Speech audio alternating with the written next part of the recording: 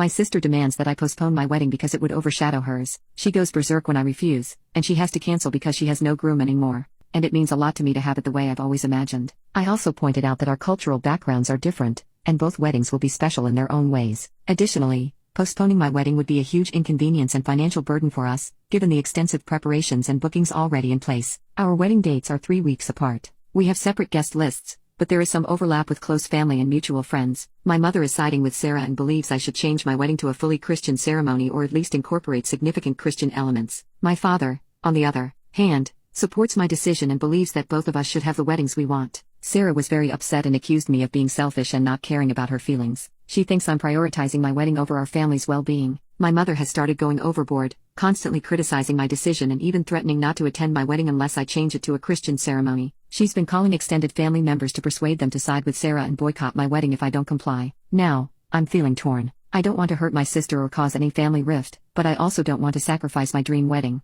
Also, I'm not in her bridal party or any other things but her wedding as I have mine. Also, I inherited a lot from great my father as he was Hindu and he gave it to me as I was as well. I gave my sister 40% of what he gave me and no one is helping with wedding costs. Am I the a-hole for telling my sister that I won't change my wedding? Update. So I went to try and talk to my sister but she didn't let me in unless I told her I would have a Christian ceremony. I declined and left. My mum called me later on telling me I am a piece of poop for ruining my sister's big day. Honestly, I would have had my wedding months ago but when a priest checked my and my fiancé's horoscope we did not have a date until a year later. I have talked to all my vendors and though they don't do password protection they agreed to it. Later on, I found out my mum wanted to change my bridal lehenga and my party decor. Luckily they didn't let her. Also, my wedding had all of our distant relatives as well as close family. Wedding my side alone had 1734 people together. We had a guest list of 3,600. My sister tried to get everyone but she didn't try and coordinate that much. She just sent the invite and told people to spread the word. All my guests are being accommodated by me and my in-laws. My inheritance included a huge castle mansion sort of thing which has 100 rooms. I know it's large but it is really old,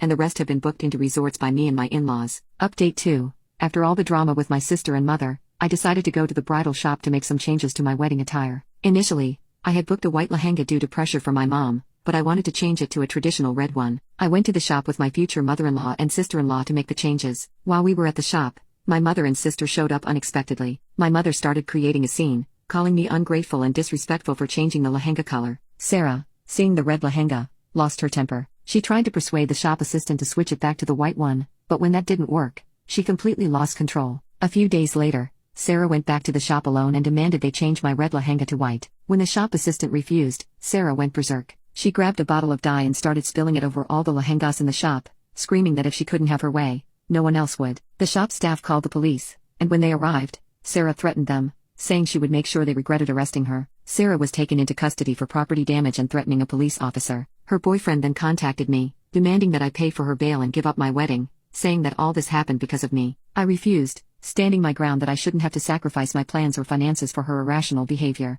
As a result, Sarah had to cancel her wedding and sell their car to cover the bail money. Her boyfriend, unable to handle the drama and financial strain, broke up with her.